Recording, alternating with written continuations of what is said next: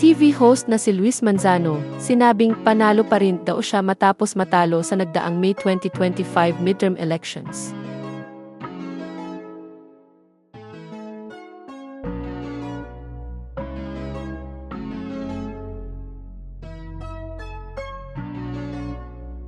Matapos matalo sa nagdaang May 2025 midterm elections, ay nagbigay ng mensahe ang TV host na si Luis Manzano.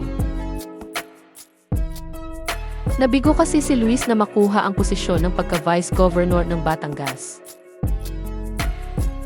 Si incumbent Batangas Governor Dodo Mandanas ang may pinakamaraming boto para sa posisyon ng pagka-Vice Governor ng Batangas at pangalawa naman si Luis Manzano. Sa kabila ng pagkatalo sa halalan ay nananatili pa ring positibo ang pananaw ni Luis sa buhay. Sa kanyang post nitong Miyerkules, May 14, 2025, sinabi ni Luis na bagamat hindi siya pinalad sa resulta ng eleksyon, ay panalo pa rin daw siya sa naganap na eleksyon. Anya, mga kababayan kong Batanggenyo, hindi man tayo pinalad sa resulta ng halalan, panalo pa rin ako dahil sa inyo. Sa bawat ngiti, kwento, at yakap na ibinahagi niyo sa kampanya, mas naramdaman ko ang tibok ng puso ng Batangas. Mas napalapit ako sa inyo. Mas nakilala ko kayo at iyon ay habang buhay kong babaunin. Kasunod nito ay pinasalamatan niya ang kanyang mga taga-suporta, ang kanyang pamilya, at ang Diyos na naging gabay niya sa buong laban.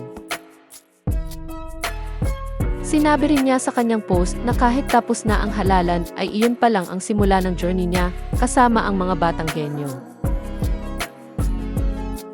Anya, salamat sa mga supporters, sa pamilya ko, at higit sa lahat, sa Diyos na naging gabay sa buong laban. Masigla at napakasaya ng kampanya dahil nakasama ko kayo.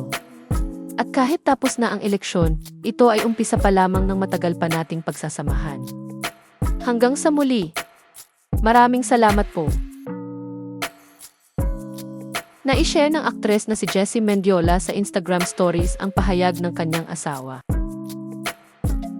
Sa kanyang post, nagpapasalamat ang aktres sa mga taong sumuporta at nagmahal sa kanyang asawa. Sinabi rin niyang mas nakilala nila ang mga kababayan nilang Batanggenyo pagkatapos ng pag-ikot nila sa buong lalawigan. Dagdag pa ni Jessie, hindi man nanalo si Luis sa eleksyon, pakiramdam nila ay panalo na sila dahil sa init ng pagtanggap ng mga tao sa kanyang asawa. Kasunod nito ay nagbigay ng mensahe si Jessie para kay Luis. Anya, thank you for fighting and giving it your all, my love. Proud pa rin kami sa'yo dahil sa pagkakatong ito, mas nakilala ka ng mga Batanggenyo. Napatunayan mo na kaya mo pa ring lumaban at makakamit ng magandang numbers kahit first-timer ka. We love you, Lucky. Samantala, panalo naman ang ina ni Luis Manzano na si Vilma Santos bilang gobernador ng Batangas at nanalo naman bilang kongresista ng 6th District ng Batangas ang nakababata niyang kapatid na si Ryan Christian Recto.